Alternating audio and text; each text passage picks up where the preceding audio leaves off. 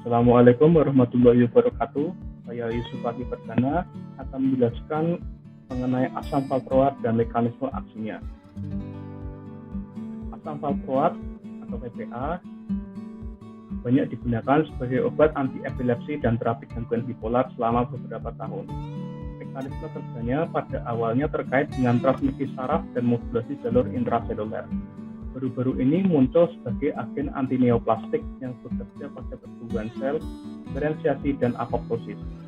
VPA memberikan efeknya dengan mengatur ekspresi gen pada tingkat molekuler melalui mekanisme epigenetik. Secara khusus telah ditunjukkan efek VPA dalam renovasi kromatin karena VPA secara langsung menghambat aktivitas histon deacetilator. Menariknya telah diamati bahwa jalur biokimia dan molekuler ini terlibat tidak hanya dalam efek menguntungkan VPA melawan epilepsi, tetapi juga bertanggung jawab atas mekanisme pelindung saraf yang lebih umum. Secara khusus telah disebutkan bahwa VPA adalah pelindung saraf dalam beberapa model penyakit neurodegeneratif. Selain itu, karena keterlibatan mekanisme yang dipengaruhi oleh VPA dalam perilaku kompleks, VPA semakin banyak digunakan sebagai agen psikoterapi. Patofisiologi yang ditekankan oleh VPA berupa gangguan pada membran sel neuron yang biasa ditemukan pada epilepsi dan bipolar disorder. Mekanisme aksi VPA, di mana VPA akan mengaktifkan protein kinase pro-survival seperti protein kinase B, PKB atau AKT, protein kinase yang diaktifkan sitokin, MAPK, dan kinase lainnya seperti kinase fosfatidil inositol 3 kinase PI3K dan menghambat sitokin sintase kinase 3 beta PSA 3 beta. Ini mekanisme aksi asam valproat pada jalur kinase. Yang pertama, asam valproat akan memainkan peran penting dalam sinyalir PI3K dan kepada AKT, di mana peran tersebut akan memediasi sinyal kelangsungan hidup di neuron dan VPA akan mempengaruhi jalur tersebut. Kemudian VPA telah terbukti dengan jelas menghambat inositol 1 fosfate sintase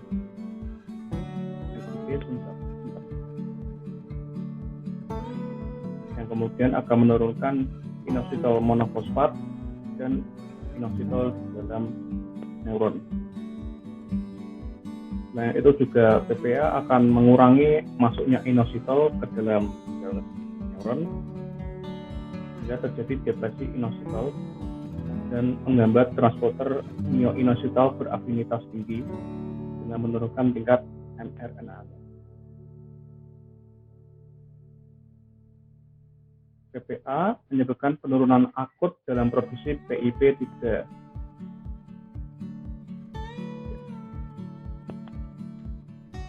Yang disebabkan oleh berkurangnya prekursor PIP3. Ya, ini PIP2 yang diatur oleh VPA atau dengan efek langsung pada enzim yang bertanggung jawab untuk fosforilasi beberapa target tertentu. PI3K.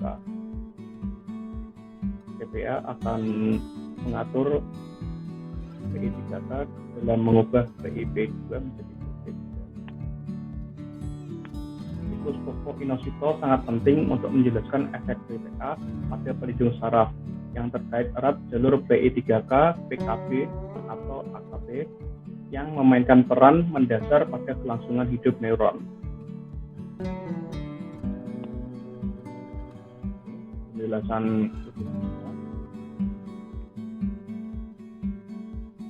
protein kinase lain yang terlibat dalam kelangsungan hidup saraf dan diaktifkan oleh VPA adalah MAPK.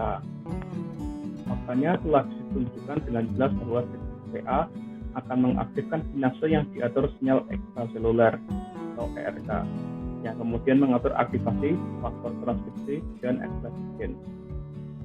VPA akan dimasukkan ke dalam fosfatidilkolin dan diubah menjadi fosfolipase A2 menjadi isofosfatidilkolin yang pada gilirannya mengaktifkan ERK melalui PI3K atau jalur kinase. Ini efek BPA terhadap glikogen sintase kinase 3 beta atau GSK 3 beta.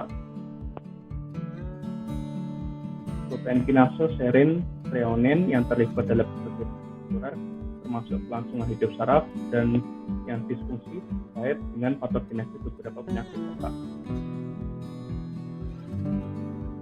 Di mana BPA akan menghambat aktivitas protein kinase dan menurunnya aktivitas PKC dari ekspresi PKC subunit alfa dan epsilon serta ekspresi dari substrat PKC utama MARPKS yang terlibat dalam plastisitas saraf perkembangan dan pendewasaan. Sehingga BPA akan menurunkan produksi DAMP yang dirangsang oleh glioma tetapi tidak pada sel neuroblastoma. Ini adalah mekanisme BPA pada GSK 3 beta.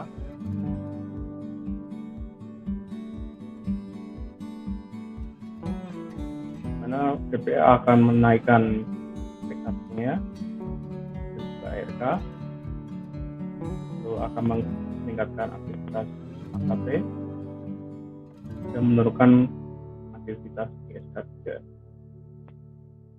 di mana degradasi dari sel neuron akan dikurangi. Konsentrasi PPA secara independen akan menghambat GSK3 beta sehingga menghasilkan peningkatan yang signifikan tergantung waktu sitosol dan nukleus karteni.